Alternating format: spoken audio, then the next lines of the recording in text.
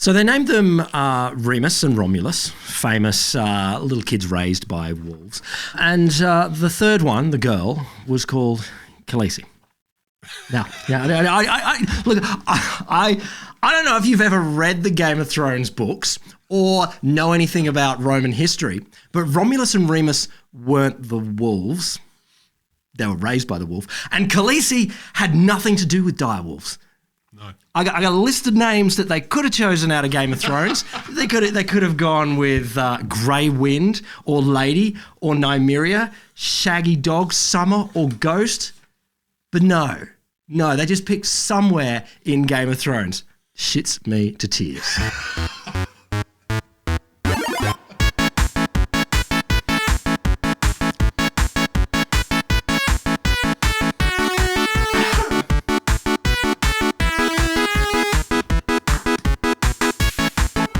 It's time for a little bit of science. I'm Will Grant, Associate Professor in Science Communication at the Australian National University. Are you? I'm Rod Lamberts, 30-year science communication veteran with a brain of a teenage boy. You are that person. I am. And today, in our little bit of science, what are we talking about? Fun with animals. We've got dire wolves. Yes. And Astronaut pay. Astronaut pay. I want to tell you a little bit thing about porn addiction. That's all I want to talk about now. I'll talk a little bit. Have you ever wondered what the internet weighs? I haven't until now. And man, the answer is going to make you the biggest dickhead at trivia. You're also going to tell me, I think, something about vampire bats. I'm going to tell you that they're weirder than you thought. and you know what's even better? Grosser than you thought. I also learned a new word. I'll tell you that later. Oh, I'm looking forward to that. I hope I already know it. So did you hear the story about direwolves coming out this week? I've seen the snippets. So step one, did you know direwolves were real animals that existed in the world previously? Yes, just like Wookiees. You get all your animal advice from the science fiction and fantasy novels. Because I don't know what you're talking about. Like, I know direwolves are in Game of Thrones, and I'm like, maybe they were real, maybe they weren't. But like an aurochs. Oh. An aurochs is apparently real too. It's basically a giant cow, I think. So anyway, this has been huge news this week, and I just want to show you the cover of Time magazine, because this is where it was sort of announced, one of the biggest stories here. It's a picture of a cute ass. It's a puppy. Yeah, a big puppy. It's a big puppy, a cute ass wolf dog dire wolf thing. And tell me, what do you feel about the word extinct crossed out on the top? I mean, look, it's good drama. It's got colour and movement. It's good drama. Someone's gone, no, fuck extinction, it's over. But is it true? Is it bullshit? I have my opinions, but I'd rather hear your facts. All right. Okay. So direwolf was an existing animal. Yes. It lived in the world, in the human world, in the Americas. About 10,000, from 250,000 to 10,000 years ago. Went extinct about 10,000 years ago. And were they huge? Up to 6 feet in length, which I don't know. Are we doing nose to tip, girth to shaft, no, we're talking shank to... Date to schnoz. Surely you don't include the tail. I don't know. I don't measure my dog and go, my dog's 9 feet long, I know, wait, 3 feet's the tail. In buildings, it's got to be, a substantial part of the architecture. Like it can't the aerial on the top doesn't you can't count. put an aerial up on top. No. It's got to be, There's a clothesline. Listener, do you know where you measure a dog from? Are you measuring it from the... Date to schnoz. Well, that's what dogs would choose. Like, I think if they were choosing measurement, they'd be like, this is the holy to the goalie. Exactly. You can't measure from the tip of the tail. That's, I mean, look, it's attached to the dog. Okay. It's like saying the Empire State Building just grew 900 metres because we put a big aerial on it. The building did not grow. Okay, so in olden times, when direwolves existed, they were 6 feet in length, so solidly bigger than what interests me more is height at shoulder. Height at shoulder. Let's say they were bigger. Do I have to? They were bigger and they were fluffier. They're mostly air, like a flake. It's like an Afghan. But it's more. You bring back the dire Afghan. He means the dog. Do you? Yeah, that's true. Yeah. My question is always when they say a dog's really big, it's like, do I have to bend it all to pat it? When I'm standing, can I just put my hand down and it's right there? Yeah. Or if I have to reach up to pat it. Oh, damn. Like that's a horse. And that's what I want in a direwolf. So another measure of how big they were is that they preyed on mastodon, which is of course the most metal of all of the animals. Right? Like mastodon. Sorry, mastodon. They're a little bit smaller than woolly mammoths. But still, I don't imagine they're easy to prey on. So you've got to be pretty. It's fair to call them elephantine. Yeah. And I'm guessing a single dire wolf did not, upon a mastodon prey. No. I think it's not one mastodon, one dire wolf. It's a multi situation. Yeah, that'd be a quick cage fight. And it might have been they were going for the babies. I don't know. But anyway. We don't know if this was a climate change sort of thing or if this was humans causing this extinction. And that's actually a point that might be worth thinking about. We do know that humans were living in America by that time. Humans could have been up to 30,000 years in the Americas. These were white English people, right? No, not those. No. Humans. There were people before them. There were people before in the America. Yeah. Fuck, I learn things on this show. I really do. You do. So there was a period where there were probably humans and there were probably direwolves. Humans may have changed the ecosystem enough that direwolves collapsed, but there were climate changes as well. Anyway. Okay. Texas company, Colossal Biosciences. They're a biotech company, and one of the things that they're doing is what they're calling de-extinctifying animals. I don't think they use that term. De-extincting, bringing back. They probably don't use those words. Don't they just write extinct and then cross it out? They've got a checklist on their front door. It's like extinct. Nuh-uh. So the four. Okay. Yeah. I shouldn't have said the four because I'm not going to remember the fourth one.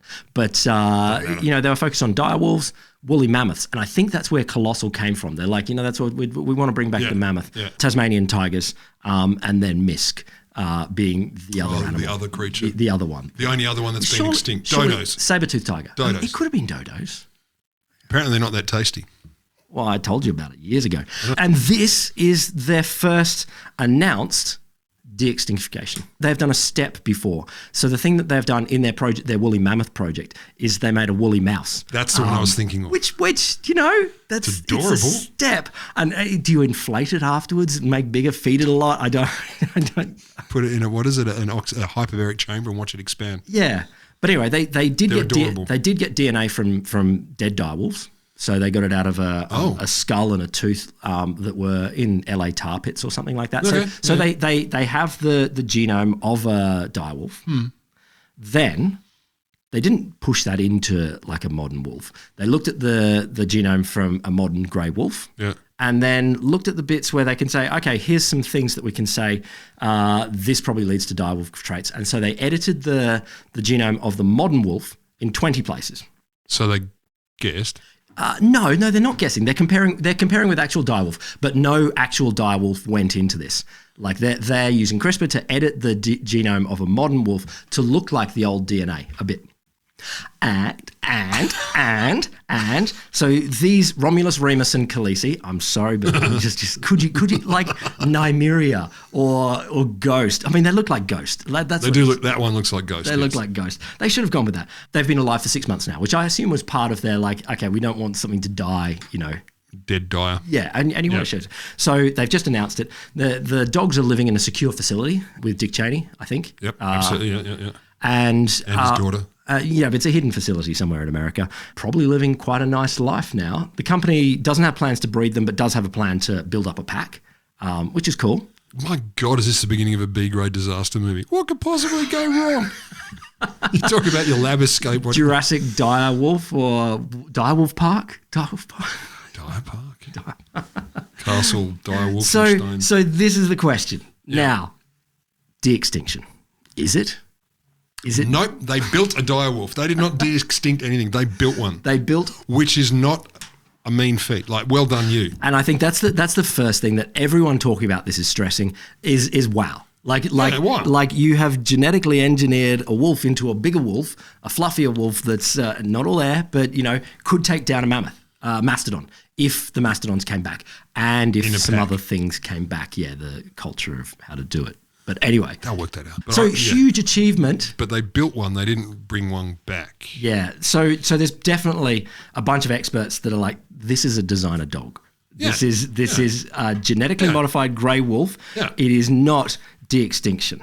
And you've got people that are saying, it doesn't have any of the traits of an actual direwolf that would allow us to know, okay, anything about their ecosystem, how they lived or anything like that. Everything that we've got here is that their behaviours are trained and raised in captivity. So there's not like we could look at wild direwolf behaviours. To be fair, if they actually did literally get direwolf DNA and put it into a frog, and it, like they did in Jurassic Park, and it grew a wolf itself, it also would not be brought up by other direwolves. That's true. I think nurture plays some role. Yeah. Well, I guess this is asking about the purpose of doing de-extinction projects. Because we can. Well, no. I mean, say this one. We're never gonna release tens of thousands of these into the wild and see what they do to ecologies. I don't think. I'm disappointed to hear that. I want to know. We never. I mean, so there is certainly a reason to bring back apex predators or something like that. So on the Australian mainland, you might say, all right, well, let's bring back Tasmanian tigers onto the mainland. Tasmanian devils onto the mainland, or maybe Tasmanian tigers might play a role. Oh, lot. And them giant wombats that are the size of Teslas, just because I'm curious. I think they would be actually really important to bring back. Well, what are they? Diprotodon. What has ever gone wrong when we've just introduced a random animal into an ecosystem that didn't develop there on its own? Well, I mean, see, this is the question about de-extinction. That I guess you got three categories of animals here that have different merits about bringing them back. One is something that was died long before us, dinosaurs. So the ecosystems are completely different. They have no connection. Yep. So, I mean, obviously releasing dinosaurs into the wild would be foolhardy. But it's like, awesome. But none of their ecosystems are around, so we're not doing any ecosystem work here. No. Then you've got animals like the direwolf that were extinct in human prehistory, but not within the industrial world. And so it's like, that's an interesting question. And they're also not that far removed from creatures we have right now. It's not like you totally. It's not like a freaking T-Rex. You can imagine it living in an ecosystem. Yeah. Whereas a T-Rex, you go, we don't have anything like that now. And don't tell me a magpie is a T-Rex. I get it, but it's not. But then the third one is like things that were made extinct literally by modern industrial humans, like the Tasmanian tiger. So the recency. It was extinct 90 years ago or something. That is like recent. That. And it's like it's totally ecologically recent. So bringing that back, you can assume the ecosystems are roughly the same. And so is that the thing that we should lean on here? But when in doubt, just give it a crack. And scientists. Could you work on your names and just read the source material just that little bit more? Harsh. So you're going to tell me about how much astronauts get paid? So what do you reckon? I mean, we're going to go with Americans because, they're the most astronautical of the peoples. Are there other astronauts? Yep. Cosmonauts? Yeah. What are they like? Taikonauts. Who are they? Who are the taikonauts? Chinese, I think, are taikonauts. And Euronauts. Yep. I hope they're Euronauts. But you can tell the Euronaut because they've got a slash across them. See, I'm kind of imagining like they're Eurovision-y. They're sort of weirdly 80s colours. Tacky as shit, but very enthusiastic. So what do you reckon an astronaut gets paid per year? US astronaut. Do they get danger pay for space? We're going to get to that. Okay, all right. So this is base salary first? I want to know base salary. Oh, let's give them 200 grand. Lower. No, lower. Lower. All right, 150. We're talking American dollars? American dollars. They're in America. 100. 152,000 a year. Okay. And for comparison, this article I was reading, US Congress folks get 175. So okay, all right. More to be in Congress than in space or training for space. So apparently that's a standard astronaut salary according to NASA. Are you asking about overtime or danger pay? Danger pay. Allowances or whatever? Yeah. So, there were those two astronauts, Sonny Williams, Butch Wilmore. They were stuck up in space. Is this why you were thinking about this? Yeah, it was. How much are they racking up the dollars? How fucking wealthy are they getting? They were there for hundreds of days. You were really thinking about the money. Yeah. I was thinking. Yeah. So just as I say, I was on a boat. It was a ship. He was on a boat, but I feel like it was a boat. It was a big one recently, and I was getting a vessel. You're on a vessel. I was getting helicoptered off, and my helicopter got delayed by one day, and outrage. I don't like. So I can imagine going up into space and going, I am factored in exactly 15 days worth of space time. Yeah, I think they're supposed to be there about a week. And if I was there for 3 months longer. 278 days longer. 278 days. And then they finally got rescued by a SpaceX rocket penis that brought them back because the Boeing thing that was supposed to bring them back didn't work as well. Well, nothing Boeing works. Sorry, Boeing. You can sue us. You used to. Please you used to work very well. Don't fair. please. No, don't please. But you know, in the past, their stuff worked very well. Now it doesn't work as well.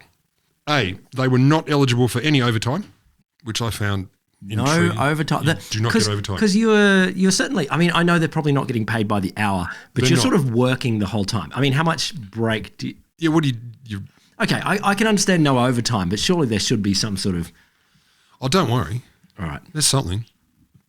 But it turns out astronauts, they don't ever receive overtime. They don't get extra pay on holidays or weekends. Like, it's stiff shit.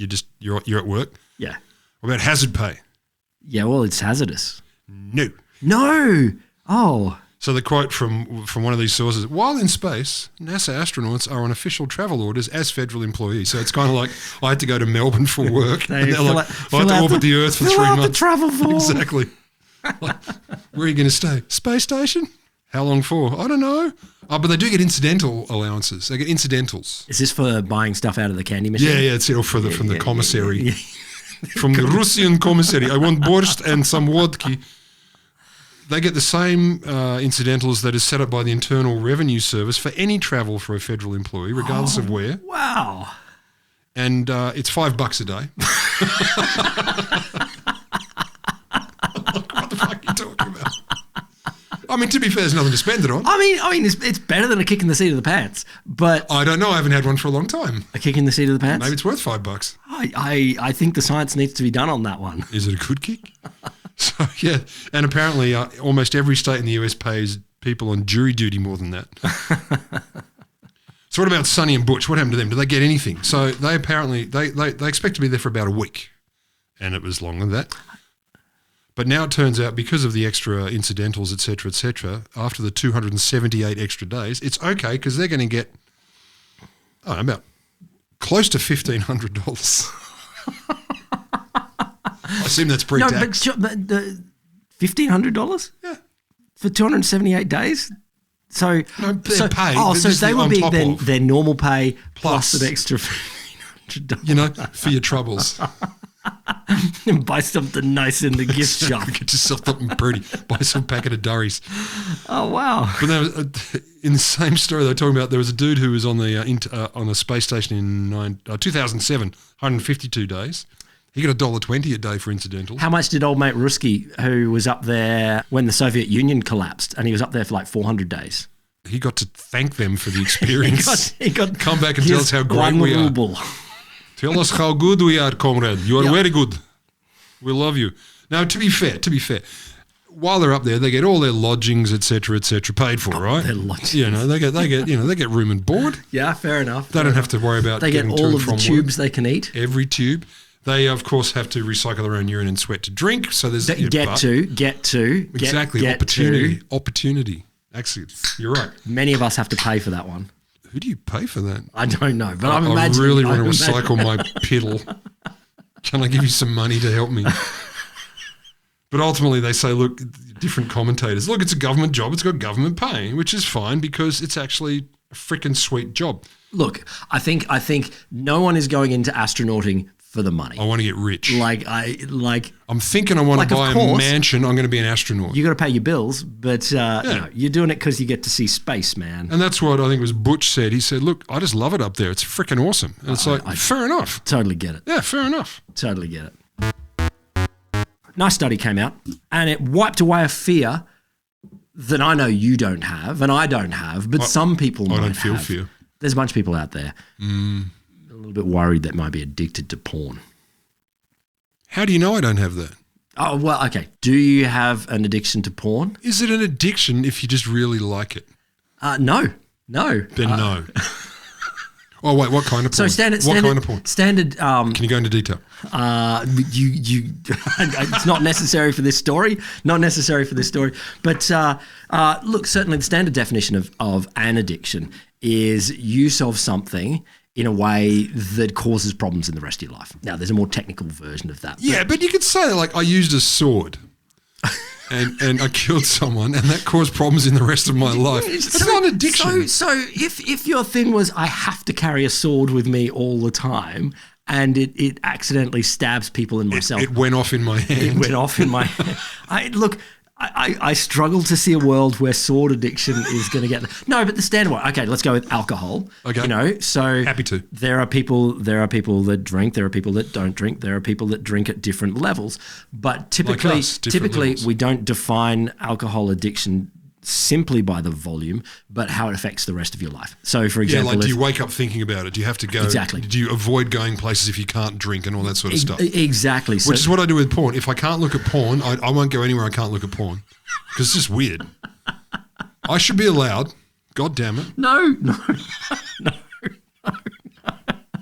Look, are there people that the new porn is coming out, so I can't go out tonight? The new porn. I can't go out tonight. The new porn comes out. The porn's about to drop. I think there's going to be more pornography. Where do I look for that? I don't know. Anywhere. But there are a bunch of people that are worried. There are a bunch of people that are worried that they are addicted to porn. Yeah, for sure. And in fact, there's a bit of an industry out there that's grown up around treating people that... are you saying it's an industry growing up around getting people off? Getting people... The porn? Yes, there you go. All right. That could be the name of the company. Getting you off the porn. So there's a bunch of people that are making money out of this. Sure. But there's probably the pornographers, actually. But there's a new study out that shows maybe you don't got to worry about it so much. Oh, phew. I mean, some people I know will be Don't relieved. worry, man. Don't worry. Yeah. Okay, so this is a study.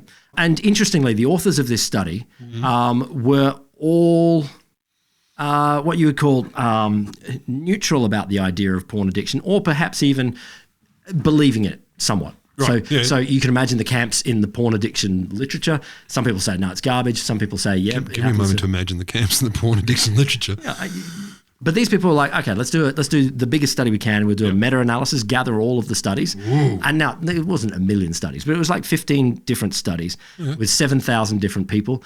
And what they found, there is no such thing as porn addiction. They're like, it just does not exist. But the interesting thing they found is all of the harms, and remember going back to that definition of harms, are not related to how much porn people are consuming. So quantity and addiction are critical here. Well, quantity can be one measure as opposed here, to timing, for example. But the harms are nothing to do with people's actual consumption, use, looking at porn, but instead how religious they are. So... No. I know, right? I know, it's like... Wait. Let me get my head around this. So deeply religious people, I'm just guessing, find it more complicated? They do. It's weird. It's really? Weird. Like shocking. So here's what's happened. It seems like there's a whole industry wrapped around groups of religious people who are looking at the porn and feeling really, really guilty about it all the time. Now, they're not the only people feeling guilty about looking at porn. There are others? Okay, let's imagine who feels guilty? An anti-porn feminist looking at porn. I imagine they feel guilty. I'm just imagining it. I can see that. Yeah. So, but these are the great bulk of it. So the point of this research is that it's not an addiction. It's not an addiction in the sense that people are addicted to looking at this. They can't do other things. All of the problems are from people who have a moral incongruity between their morals and looking at porn. So they've whipped it up into their own problem. And so is part of that driven by the idea, or at least some of them, where they go, it's not, they feel terrible. Mm-hmm. So they can, if they call it an addiction, then they can absolve themselves of responsibility. Yes. Yep. And you can get treatment. You can organise treatment around it, you know. Yep. It's not my fault, Pastor. I'm sick. But the other part of that is the idea that the addiction stuff that I've heard that convinces me more is like it's dudes, it's always dudes, you know, because we're terrible. They're like, I can't get off anymore because what I've seen on porn is, you know, wild and crazy shit, and then I'm with my partner and they're like, I don't want to do 9/10 of that. Yeah. And so they don't get off. And so they've been so acclimatized to the crazy shit you see in porn. I didn't see anything about the types or anything like that. But I mean, like, quite seriously, that's something that you see a lot. And the stories other studies, young people are learning dumb shit from porn. I've seen other studies that have said very little harms from, well, part of this study, very, very few harms from porn consumption, except for if so one study said, well, one study said pornography use predicted depression over a time period, but only in men who disapproved of porn. So it's they go into it dissonance. They go into it disapproving, and then they're like, "No, I'm depressed because I looked at the porn." But the people who didn't disapprove of it don't have any problems with it. So what they're saying is cry wanking is bad. I did see another study that said higher rates of successfully predicting lovers' desires through porn use. So people that look at porn more are more likely to be better lovers. Was an argument from one study. I can't refute that. Well, no, because I'm not that kind of scientist. But it's interesting. They ended in this argument. Websites and advocacy groups that promote and encourage identification as porn addicts are doing harm to their followers. So this is the interesting thing. It's an industry that is preying on people and whipping up this fear, and become like hucksters promoting naturopathic treatment despite medical groups identifying such treatments as ineffective and potentially harmful. So, which is why I suspect the really smart business model is the pornographers are also behind the get yourself off porn. It's like, we run 19 tattoo parlors and 14 tattoo removalists. I get it. Be on both sides of the dial. Why wouldn't you? Yeah, genius. I know I am. Okay, time to become really good at trivia. Not you, you're already good at it. I mean, you're great. The question that caught my eye was, what does the internet weigh? What does the internet weigh? Am I allowed to have a guess? Sure. All right. So we got code and stuff floating around, like the virtual is zero. So in some ways you can say, it's nothing, but it's not. Obviously, the internet doesn't happen without a big pile of cables and data centers. Yeah, I mean, are we counting our own computers on this, or is it like the bit beyond your computer to the rest of the world? None of that, and that's the thing that's interesting. So the first thing I thought was, what do you mean? So you're giving away all the computers, all the cables, and they're like, no. Like the stuff, the data, the bits, the essence, the information. The essence, but they don't. Like, okay, how much does a line of code on a hard drive weigh? It doesn't weigh anything because the hard drive itself is the static weight, and you're rearranging atoms on the hard drive. They're still there. Like, there's no change in the atoms in the code. Like, there's no... I can't believe you haven't prepared for this and you can say stuff like that. You're a smart dude. There are some arguments for how you weigh the internet. This is obviously front page article of the New York Times arguments. Like, people were talking about it for decades. I'm just going to arrange my I do love that arguments about how much the internet. Where are these arguments? Better. I'm going to talk to you about three. Okay. Where are they?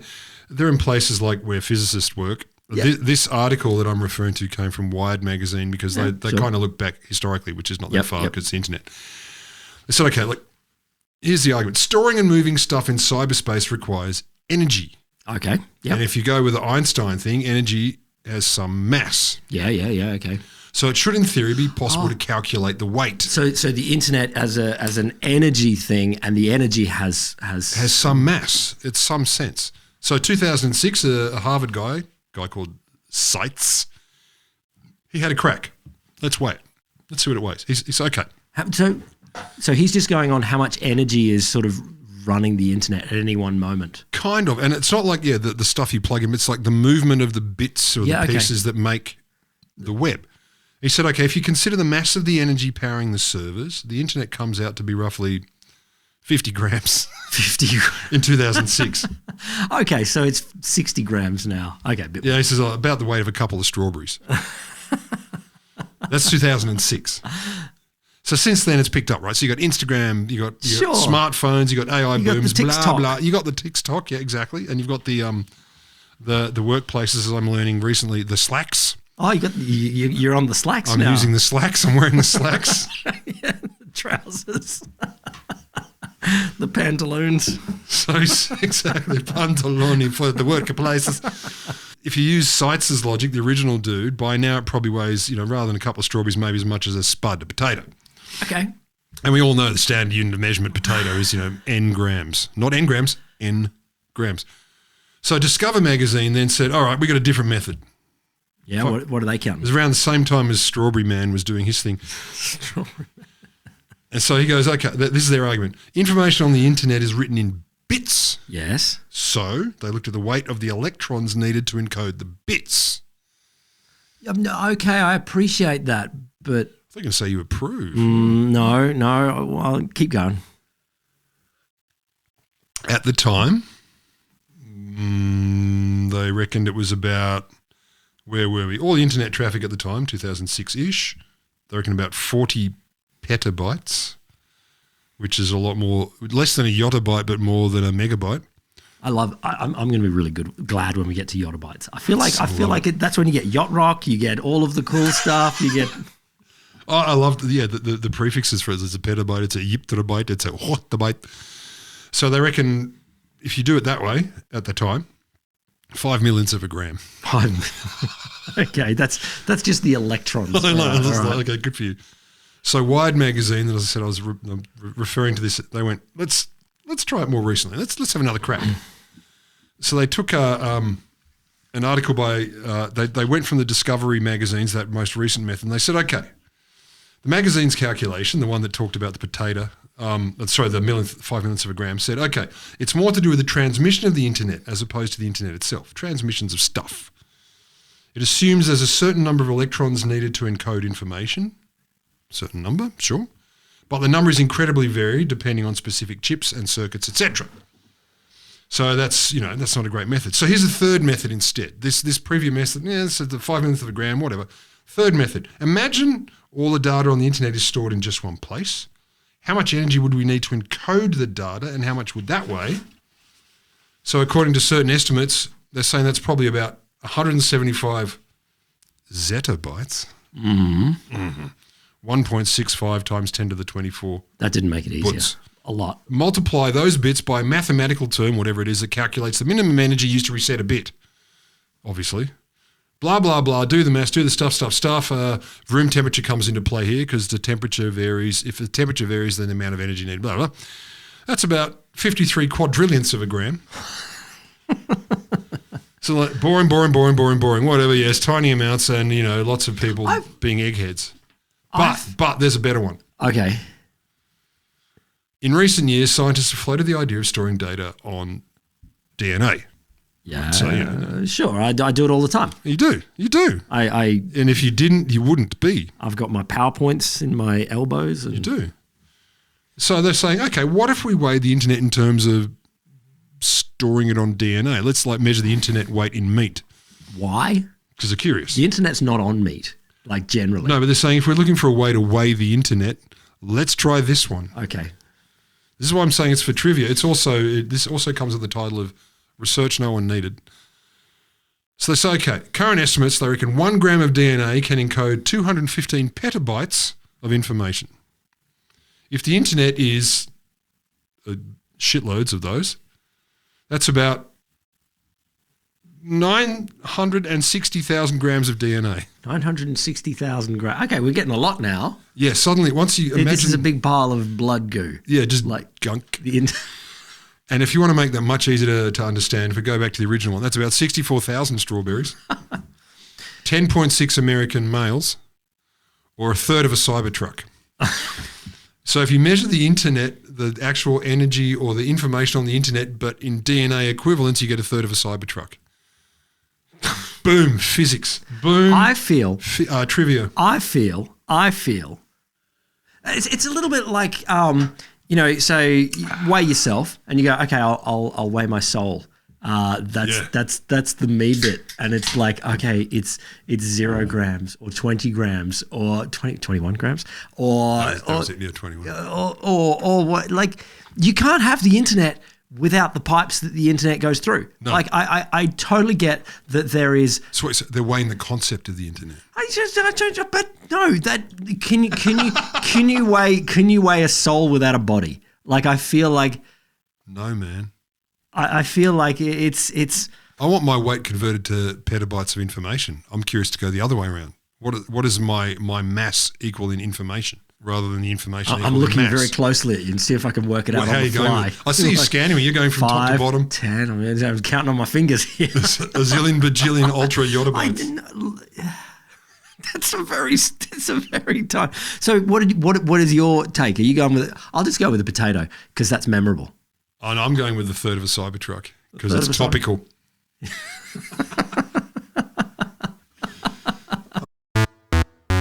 You're going to tell me about vampire bats, though. I was browsing the scientific literatures, and by that I mean magazines and shit. And here's a part of a headline that really caught my eye. This is the bit that matters. The vampire bat vomits up blood and urinates while feeding so it doesn't explode. I have definitely urinated so I don't explode. I have that feeling quite, there are definitely times I'm like, I am going to explode. If I don't puss, I'm going to die. Yeah, I don't add the vomit blood, but... So this is they vomit blood and urinate while feeding so they literally don't explode. And I thought, I need to read further. So you got the stories about vampire bats, apparently started 16th century. Folks came to America. They went back to Europe and said, listen, there are these bloodthirsty beasts. They drain animals at night or they would eat people, blah, blah, all the vampire stuff. So first, some fact checking. They don't suck blood. They lap it from open wounds. They don't create the wound. I would love to see a vampire lapping. Like just... You appear to have cut your finger. May I lap? Dracula. May I lap at your finger? These teeth are for show. They cannot pierce the skin. Like a little milk saucer. Not far off. Not far off. Vlad the Impaler. Vlad the Lapper does not have quite the same sort of impact. So, yeah, they don't suck it, they lap it. So they need to basically, they're opportunistic. Oh, so they're waiting for blood to get on the floor. There's got to be, or a wound. Okay. An animal or a person has a wound and then they might have a little lappy poo. Oh. They're about the size of a mouse, so they don't eat a lot. They're not going to drain your body. They also very rarely have a crack at people. It's more like cattle or chickens. So for starters, let's dispel all those myths. Just to pause, does anyone do this? You know how we had the world had a brief fascination with leeches for draining blood. Not that brief, but yes. Has anyone done like a vampire bat version? Like drain with? I mean, that would be cool. Like, I do the draining, but I do it with a vampire bat. I'm going to bring in a bat. Fuck that. Where's the leech? You have sore penis, we put bat on penis. It's like weirdly, it doesn't hurt anymore. Well done, Doc. I don't know what you did, but I feel great. I'm going to skip out of here. So when these bats, like you call it hunting, when they go looking for blood, they basically stalk from the ground. They don't fly in and go and grab the blood. They creep along. They use their wing hands to crawl along the ground and bounce with their back feet. So they kind of sneak up on the creature by going... Wing hands crawl on with their back feet. So they're a walking thing. Yeah, you got your kind of little hands on your bat wings. Yes, I do, yes. So they drag themselves forward and their back feet kind of bounce behind it. Yeah. No, that's cool. That's cool. I like that. I like walking on wings. I think that's cool. That's my favourite type of dragon. So then they can get quite fast. So there was a scientist who put these bats on treadmills, which is fucking hilarious to me. I love you. How was work today, honey? Oh, I got this bat to actually stay on the treadmill for a while. It's fucking tops. You put a little saucer of blood at the end. At the end, yeah, exactly. Very small, teaspoon. And they reckon they got a top speed of 2 meters per second, which... That's quick. No, that's quick. It's 120 meters a minute. Yeah. Did you want to do more maths? 4,000 miles per hour, about 32% speed of light. It's not. I lost interest after a while. I started doing calculations that I don't fucking care anymore. It's one Sydney Harbour. A minute? I think so. That's 14 Olympic pools of speed. They have infrared sensors in their noses so they can kind of go, oh, there's blood pumping near me, so they wander over to it, which is fine. And what they really like, the places they tend to become attracted to are the places that are skin exposed. So feet, yes, ears, yes, and the anus. The anus. Apparently, that's quite a feeding hole. Listener, he's just being a bit Borat there. He means the anus. The anus. Exactly. For those of you playing in a different language. So bits where it's all skin on many creatures. No, I had in my mind humans, and I know you said humans don't get eaten much, and I'm like, you said where skin is exposed, you're like the feet. Oh yeah, I get that. So all everywhere. And then you said somewhere else that I forgot. And then you said the anus, and I'm like, that's not often exposed. Like, I think if you're having boring life you have. I feel like if you're going beach sunbathing and you're like, today's the day, I'm nuding it up, and a vampire bat latches onto your anus. I'm like, I wish I hadn't cut it. I'm buying a fucking lottery ticket. Like that is the thing. Well, it's better because you need a cut there first. I've somehow got an open wound on the date. I'm lying butt up, outside, but you and then this bat is stalking me, crawling on its bat right hands. in the spot. Right. Exactly, and then it begins lapping upon the date hole. Date, again, is a technical term used by Australians for the anus. For the buthylae, I believe it's pronounced. But apparently they're also very good at this. They will return to the same feeding spot, be it date or otherwise, because they listen out and memorise a preferred victim's breathing patterns. So they're like, I got a good nosh there the other night, and they recognise the timing. It's quite remarkable. But let's go to the spewing and the peeing while eating, because that's the headline, you know. They vomit up blood and urinate while feeding so they don't explode. So in egghead speak, the vampire bat's exclusively hematophagous diet, blood, provides far from ideal fuel since blood consists of 80% water and absolutely no fat. Well, I mean, at least they're getting their water up as well. So vampire bats, they basically adapted a digestive system to eliminate the excess water by urinating. They piss while they feed. Of course. While they're eating, it's they like piddle to get because there's too much water. It's like didgeridoo playing where you've got the mouth exactly, breathing. Circular breathing. Circular breathing. This is circular feeding and peeing. Yeah, circular liquid absorption, disabsorption. Thanks, nature. And then it means they can actually maximally absorb the proteins without their stomachs literally exploding. And because there's no fat in blood, they need to feed at least every 70 hours or they die. 70 hours is quite a while. I don't want to wait 70 hours before I God, mate, I feel like I don't die, but I want to kill people. I would definitely. 70 hours, it's a lot. But literally, you wouldn't die after 70 hours, whereas apparently a vampire bat would literally drop dead. Yeah, but they're tiny. So if they don't feed for 2 consecutive nights, they're probably done. They'll cark it. Also, apparently, they're super social. They share. Share the anus? All the products thereof, which I didn't realise. So the females they'll vomit up the congealed blood, as you do, for their hungry neighbours. They'll regurgitate neighbours, for people not children. No, and actually family members aren't necessarily the priority. Bats with whom they roost regularly, they will actually provide extra stuff for them. Found families. Pretty much. And part of the weird thing about that is they live for up to 30 years, which is fucking bizarre. Wow, for a tiny thing like that? Yeah, like a mouse lives for 2.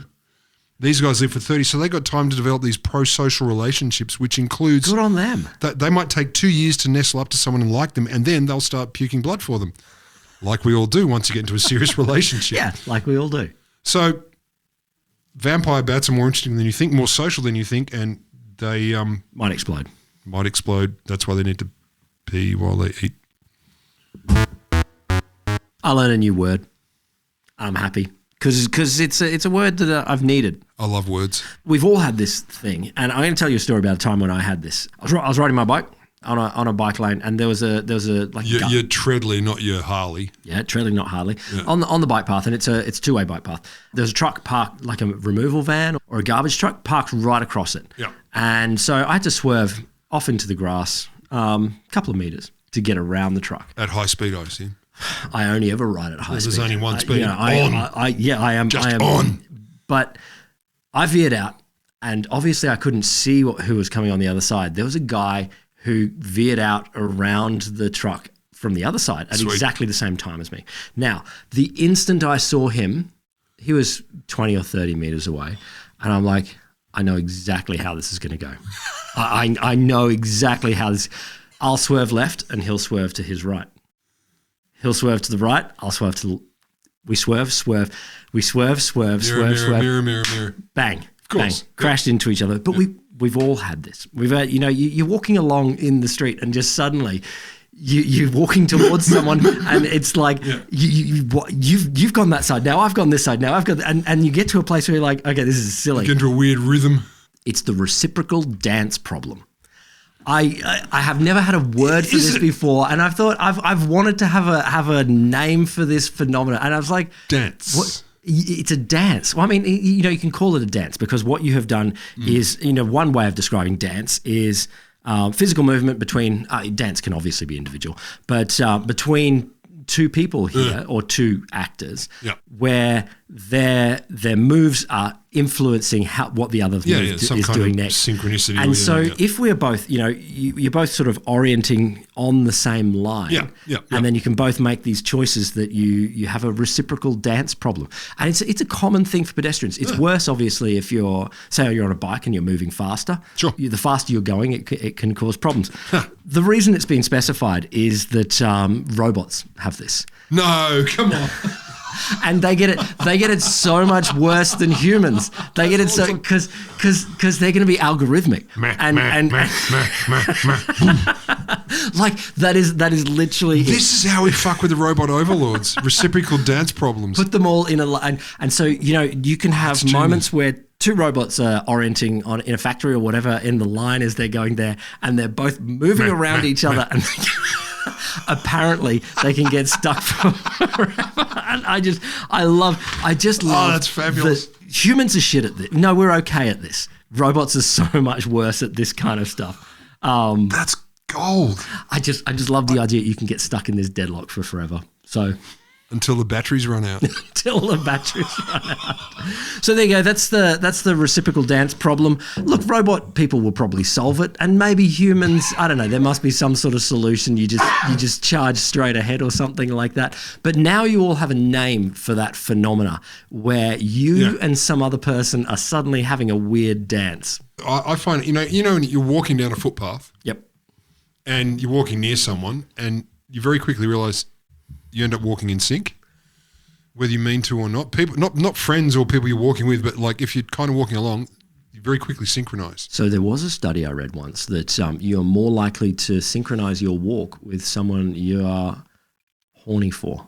You wish to have the porn addiction with. No, you wish to lap at the same anus with. No, that the more you like someone, the more you are likely to. Oh, that's like mimicking body movements and everything. Yeah, else. well, you synchronize accents as well, but synchronizing. I do that with anyone, though. Speed of gait. That I can imagine, but I was thinking more coming back to the reciprocal dance problem. Being a little shit. When I find myself synchronizing with anyone, I'll deliberately throw the stride out to see what happens. I'm like, I'll take a skip and I'll change the beat, and I watch to see how quickly they resynchronize because I'm just curious.